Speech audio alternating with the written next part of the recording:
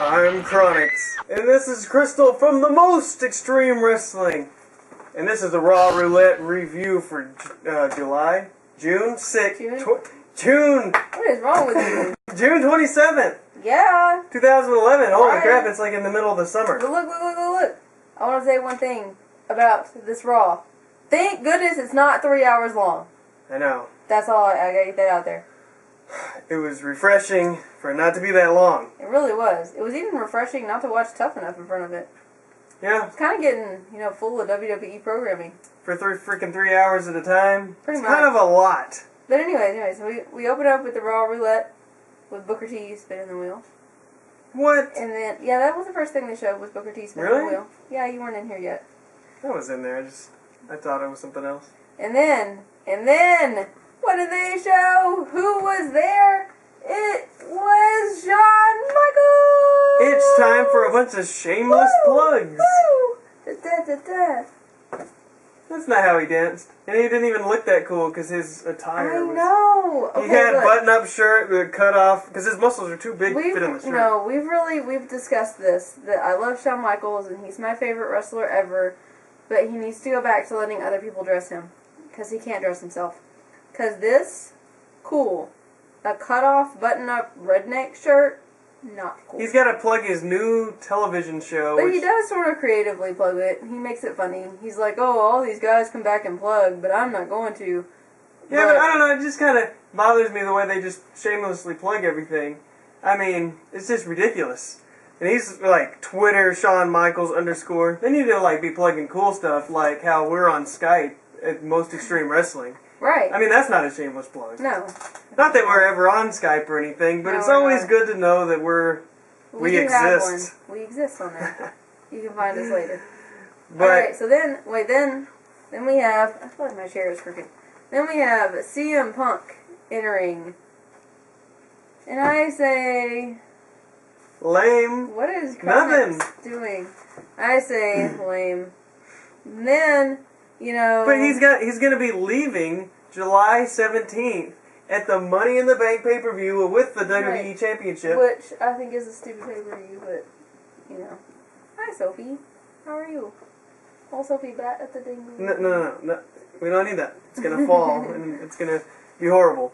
But we have CM Punk talking about how he's going to leave July 17th. Right. And, which is funny... because he's going to be leaving, and it's funny because at the same time, we'll be leaving July 15th. We'll be gone forever. No, we'll only be gone for a week. Just a week. But we're not going to tell you what it is because it's a surprise, and there's going to be secret video surprise on July 15th explaining why we'll be gone for a week and all that crap. That's right. So stay tuned for that. There's another plug. Oh yeah, because CM Punk, he stole our idea. I mean.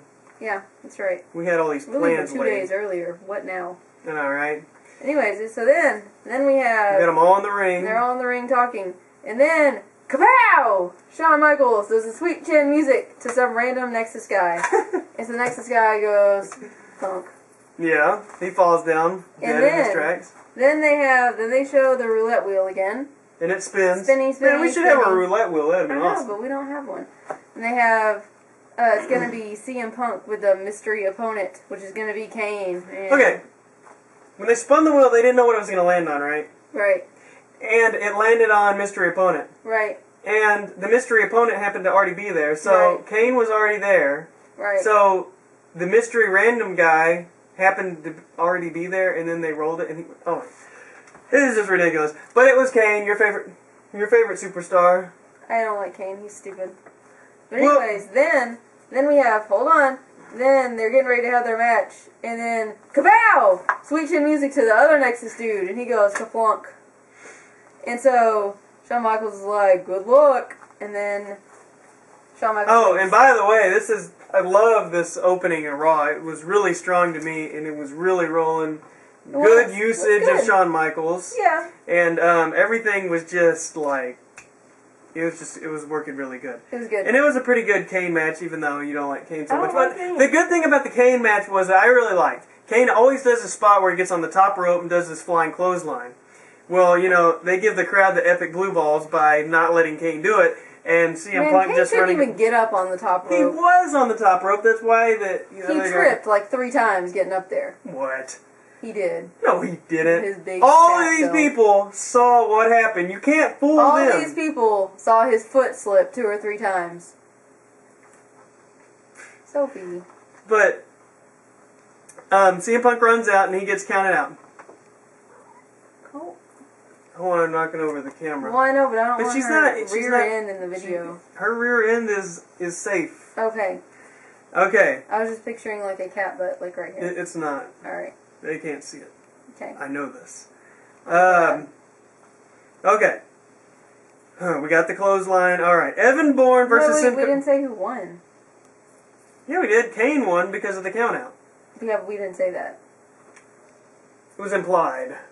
Oh, that was implied. It was implied! It was not Did you get that? No, not till you said it. Yeah, exactly. I thought so. Now, Whatever. Evan Bourne versus Sin Cara, the match that couldn't happen last week because of the voting errors. Right. And so the match starts, and It's a no count out match. Woohoo. well, the last match got counted out, so it's a good thing that, whatever. But the match was really solid at the beginning. It was really fast-paced. A lot of cool stuff happened, and I was, It was very really interested. awesome. And then I really liked the fact that there was a Power Ranger chant for Sin Cara, because he does kind of look like Power Rangers. He also looks like Blue Batman. I'm not sure that they perceived all the problems his mask might come with American, like, pop culture. Well, So I anyways, wouldn't really call it a problem. It was there was a just funny. spot where they were supposed to fly out of the ring, and they were supposed to do something, and apparently they flew out of the ring, and it messed up because they both stood there and was like, and then they ran back to the ring. I mean, it didn't register in my brain as a botch until they redid this spot correctly. Right. So I was like, why redo it? Because the fans, like me and you, didn't know what was exactly supposed to happen. So if they went with the flow, we would have never known. But other than that, like, the whole match was solid. I'm not going to complain about it. I know a lot of people are all on Sin Cara about his botches, but dude, when you are doing something, does such crazy stuff. I know, but yeah, when you're doing such insane, risky stuff, of course, you're going to see the botches. What about, you see people do, like arm wrenches, and they do it with incorrect technique, and that's technically a botch. People do like stuff like that all the time, like they do a suplex incorrect. They don't land on both their feet and their arms at the same time. So, come on, give them a break. Evan Bourne just does this amazing stuff. Like, he did a moonsault, like, just from standing there. Yeah, he did not even jumped up. He's like, boop, and then he was gone. And then he did, he did his shooting star press. Shooting star press off the top rope, and he, like, Sin Cara wasn't there, but he still landed on his feet, which looked like it really hurt his ankles, but, Next match we got, Sin Cara won. I did say that, right? Yes, Sin Cara won with his finisher. Dolph Ziggler, the U.S. champion, versus Kofi Kingston. Stupid. It was a player's choice match, so Kofi was like, Vicky, you are gone from ringside. And she was very upset about that. And they just keep, teasing the split up and everything. It keeps Dolph Ziggler interesting, where he's not so bland and generic with his same... He is bland and generic. No, he's not. He is a future world champion. He is. I don't care what he is. He's still boring. He's just a guy. He's default guy. Not anymore. He's got his hair back. But he's against Kofi Kingston. And you know what I thought about during this match? We need to have a Kofi Kingston match versus Shelton Benjamin, because Shelton Benjamin's the Black Shawn Michaels. That's just badass. That'd be cool. But it was a good match, though. I enjoyed the match. It was good. Kofi won. So. Oh! He did the boom, boom, boom thing, and he has this huge Botchamania sign in the side. So yeah, that was cool. You need to check out Botchamania, because probably in the next couple of days, I'm sure that'll be featured on there. Plug number 3. Yeah, well. I'm gonna make it count. Oops. Since we mentioned it. It's hard to play. It's like, I'm just saying something that I like. I'm not trying to plug it. I'm not forcefully plugging it. Was doing it. It's not he was just talking about what he was doing. It's like, like on Macintosh, how you get on the Apple computers, you have the power cord, and it goes and it touches it. It's not like plugging it in. No one's a nerd like you. What? People have computers, don't they? Nerd. Anyways. That would be the analogy you would think of. Anyways, moving on. Big Show versus Del Rio in the steel cage match. Which I didn't watch because I hate this feud. I knew someone was going to go flying through the cage. Listen to the words that they use. The words that people use is very important because the words mean things. Words mean things? They said to, you can win the match by getting out of the cage in any way, which made me think this is going to be like Big Show in 1999 throwing Stone Cold through the cage and Stone Cold winning. But the match actually didn't end up that being the finisher. But after the match, you have big old Mark Henry Sexual Chocolate come out there. He's the world's strongest man, and he's deadly and dangerous. Oh, yeah, he's deadly and dangerous sexy now. Chocolate, right? Now. Yeah, so actually, he throws Big Show. Sexy chocolate, but yeah, I don't know. Well, Big Show throws him out and busts the cage, and he lands, you know. It was a really cool spot. Kind of reminded me of Brock Lesnar. And Big Show doing the suplex off the top rope and exploding the ring on SmackDown like years ago. But Brock Lesnar gets a mention later on in the review, so we'll see that coming up. So then, who won that, did you say? I got Del Rio as winning, but Big Show got the beatdown because he got ran over by a car, thrown through a cage. He's just... This feud is stupid. That's why I say I didn't even watch it. I was like, Kronicz, you gotta report this one. Yeah. But oh, then Mark Henry has to open the cage door and fails again. He has done this, like, seemingly so many times. I only know of one other instance where he tries to open the cage and he's like, and he can't, he's trying to break it open, you know? And then he's like, Rawr! I did see that part. Jeez, I mean, why? And then we had, like, right after that, they showed Andy Levine Tough Enough promo. So that's what our boy Andy got some more airtime. Yeah, that's true. It's good to see him. Yep. Yeah, I mean, he's going to get a push. I mean, they made a whole show basically about him. Ricky the Dragon talking about how he was likable. Kelly had a match. Oh, shoot, I missed that. She's the champion now, apparently, since we missed last week. Oh. That was a bad internet crisis, by the way. It was horrible. Alright, so now we see Booker T and Diamond Dallas Page. Bang! That's right. So then, they are talking about... Where's the Hold up. I think it's in here. Oh, there it is. Oh, there it is. You messed up my plug. I was gonna say, they were talking about this DVD,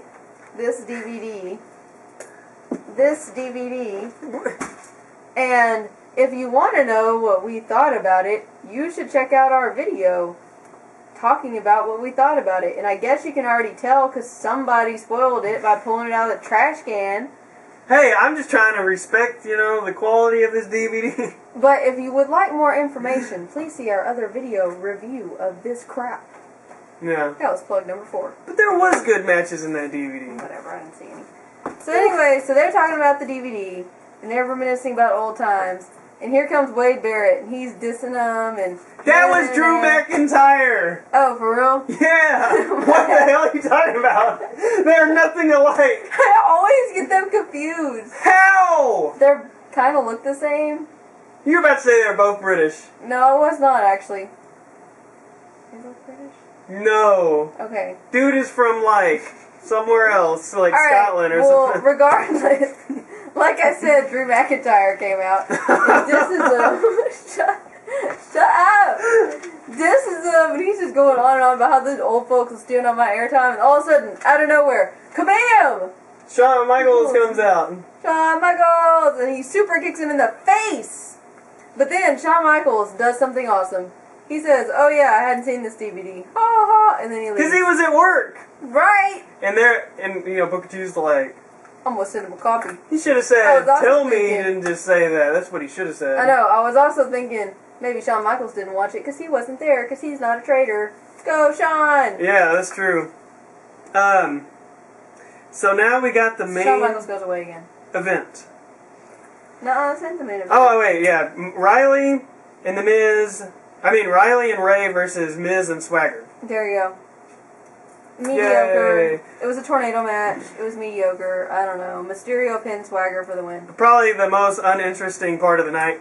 Probably so. But now we get to spin the wheel for the final match with R-Truth standing there with a very... Did we not skip the Shawn Michaels show promo? Oh yeah, I didn't write that down. The Shawn Michaels show promo. This is all you. Basically, it was pretty stupid. But I don't like hunting or outdoor stuff, so maybe... You're from Texas! I know, but I don't hunt. Or, like, I guess I run around in the woods sometimes, but I don't hunt. But anyways, basically, but it didn't make sense. Because it's like, let's show Shawn Michaels doing some really cool wrestling move, and then it's like, Shawn Michaels with a gun. Shawn Michaels doing a wrestling move, Shawn Michaels with a gun. Shawn Michaels doing a wrestling move, Shawn Michaels sitting by the river. Yourself in the face. I know I did. But in that, so it was kind of lame. It looked like a horribly like executed angle where Shawn Michaels is out of a job, like when he was out of a job in DX and he had to work in the deli. It's like he's having to work in that, or having to like do outdoor stuff. It just looked like a bad angle, but it's not a bad angle. It's real life. I know. That's the scary part. I'm just, you know, like I said, not. So now we get to spin the wheel. Definitely not a hunting show fan. Hell no. Especially Ted Nugent's show is like the worst hunting show ever, by the way.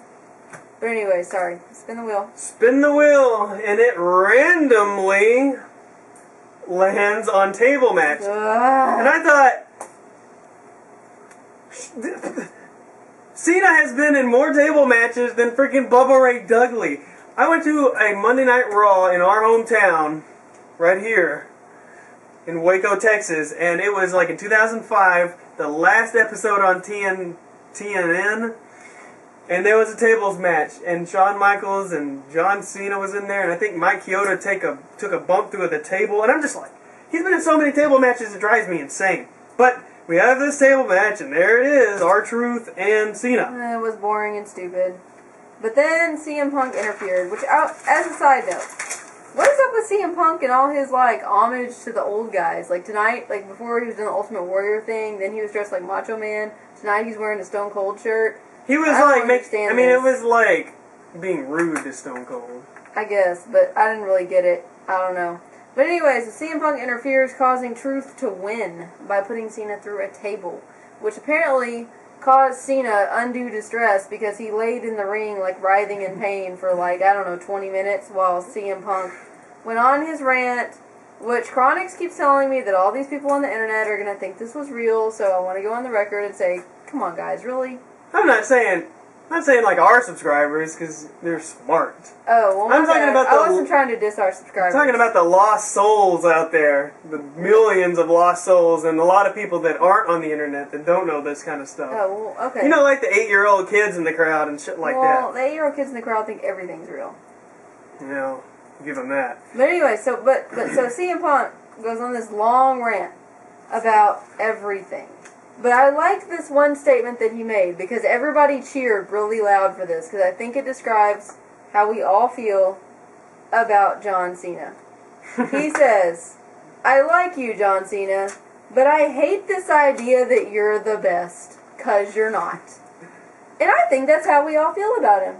He's a real likable guy. He's cool. But really, is he the best? He is the best for selling merchandise and no making doubt, money. But he's not the best. I don't know, but I just think that's the cause of all the let's go Cena, Cena sucks chants, and all the mixed feelings that all the wrestling fans have about Cena. I think that summed it up.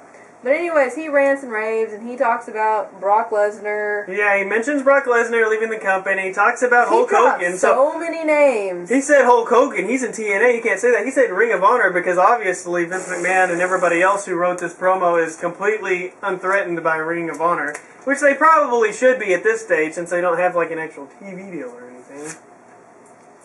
What'd you rip my name off for? I felt like it. Ah! But anyways. Ah! Oh. So, I sold that one. Good job.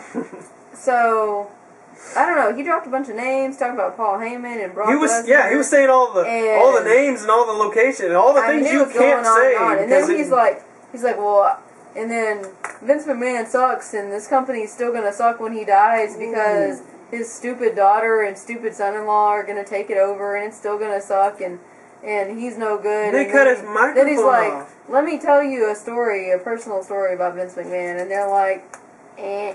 Yeah, and then they went off air. So I just thought that there would be a lot of people that were like, oh, everything else is fake, but that was real. I'm not sure that they would think that, but I was just putting a disclaimer out there because you kept telling me that people wouldn't think that, so. I do. I wanted to make sure everybody knows if people do think that. Because people do think that he's sort of a loose cannon because of the things he says, and he's not a company boy and stuff. Whatever. Anybody that gets a bunch of airtime is a company boy. I'm talking about shoot interviews and stuff like that. His Twitter is aflame with... Anybody that gets a bunch of airtime is a company boy. Well, yeah. So, therefore... And this is my idea for Money in the Bank. I could be completely wrong. It wouldn't be the first time. Prediction? I didn't even know we had a prediction. I have a prediction. Okay. Can we use our John Morrison action figure to help? No. because John Morrison won't be there. Well, I'm still gonna hold him. But, okay. He's leaving the company, right? And he may actually be leaving the company, but since they're building him up and giving him so much airtime, they're obviously going somewhere. They're not just going to do all this just to bury him, because I think what they're trying to do is the 2011 version of the Montreal Screwjob. Since they're going to be in his hometown. You should make a disclaimer and say that you believe that it's that is a work. A work. I think after much review and much time and looking at everything I could possibly see and everybody's opinion from all sides, it's a work. Just because of the footage that's out there, the things they recorded, and the things they show. Because when things aren't supposed to happen, like fans running in the ring, they avert the cameras. And that, they not only showed everything, Vince McMahon getting spit in the face and everything else, they showed the backstage footage, and it's just too much crap. And even if it wasn't a work, they sure did cash on in the fact into making it an angle. So, but anyway, even if it was real or it wasn't real, doesn't matter.